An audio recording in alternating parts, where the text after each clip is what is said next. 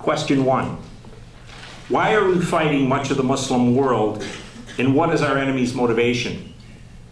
As always, the truth is the place to start.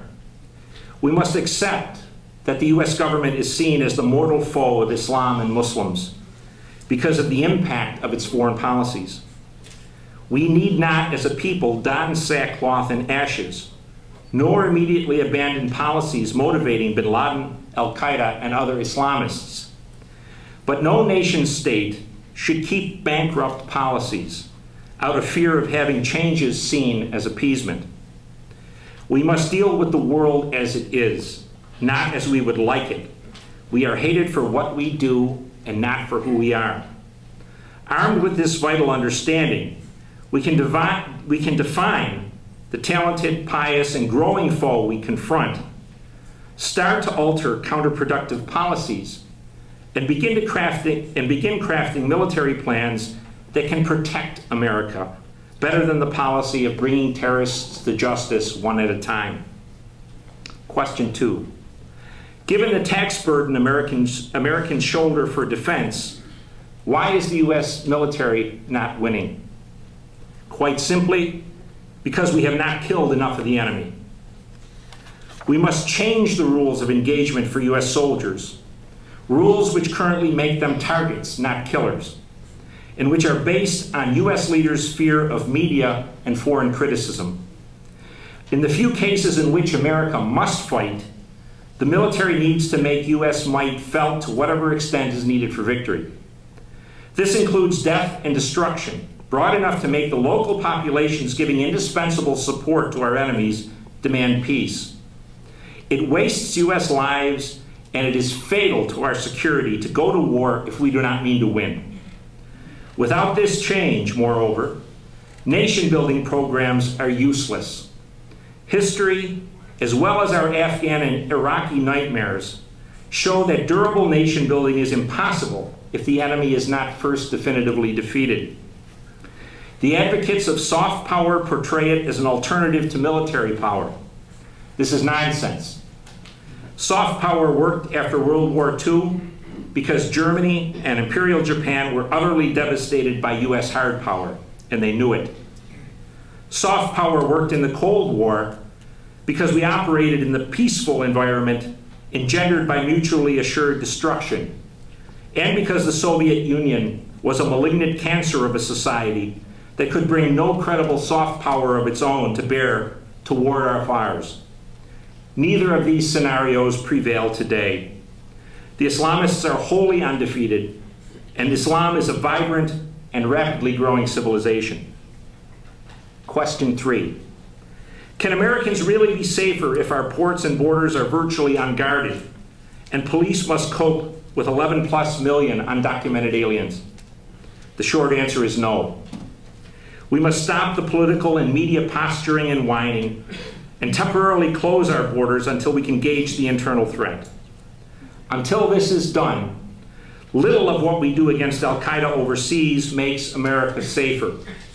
Indeed, the Islamists are America's most serious post-1865 internal threat, precisely because of 35 years of negligent immigration and border control policies, both of which are based on the unproven value of diversity and multiculturalism rather than on America's essence, a respect and even reverence for the rule of law.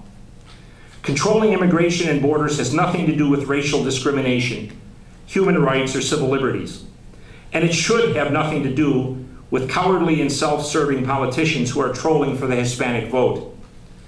Effective border control is first and foremost about national survival and giving law enforcement agencies at all levels of government a fighting chance to preempt the coming al-Qaeda attack without having to resort to extra-constitutional procedures. And in weighing the issue of imposing effective border controls, it is too often forgotten that one of the surest results of a future al-Qaeda attack more destructive than 9/11 will certainly be greatly enhanced frictions and animosities among America's diverse ethnic and religious groups, as citizens become more suspicious and less trusting of each other in a scenario where they have just seen for the second time the federal government's inability to protect them here at home. Question 4. Why is U.S. energy security and the control of our debt in the hands of anti-American Arab tyrants 35 years after the first Saudi-led embargo? The obvious answer is that U.S. political leaders have chosen to follow the path of least resistance, which also is most likely the path to continual re-election. But we must now accelerate conversion to alternative energies, expand nuclear power, and further exploit U.S. fossil fuel reserves. When we celebrate Independence Day this year, few will note that our foreign energy dependence means that America has lost much of its independence over the most crucial foreign policy decision, whether or not to go to war.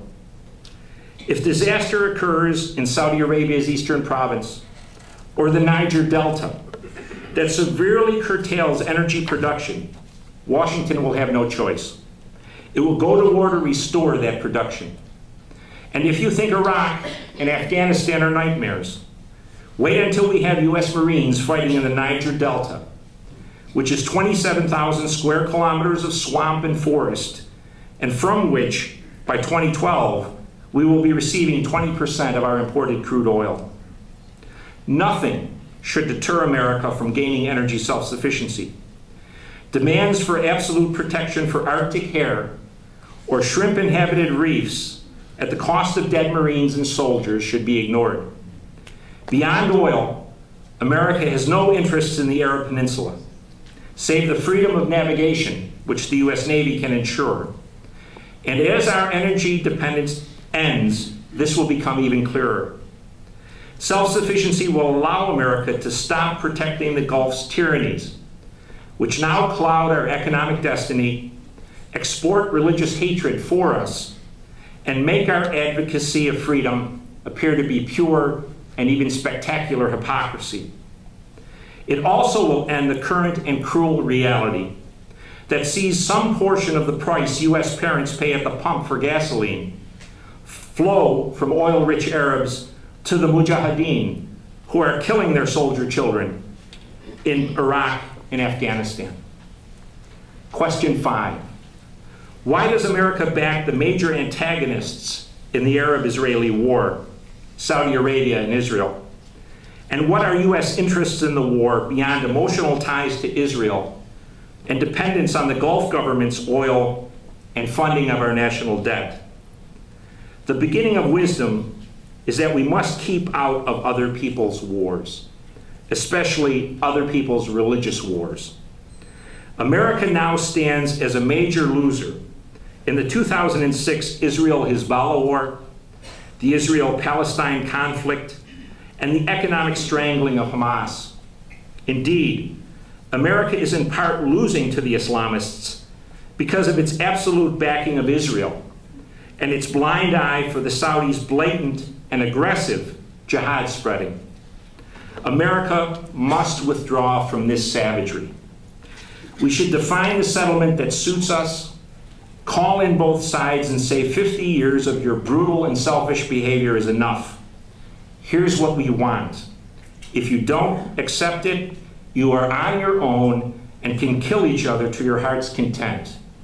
We can also tell Americans that Israel's underdog status ended when it went nuclear and built an unaccounted for WMD arsenal.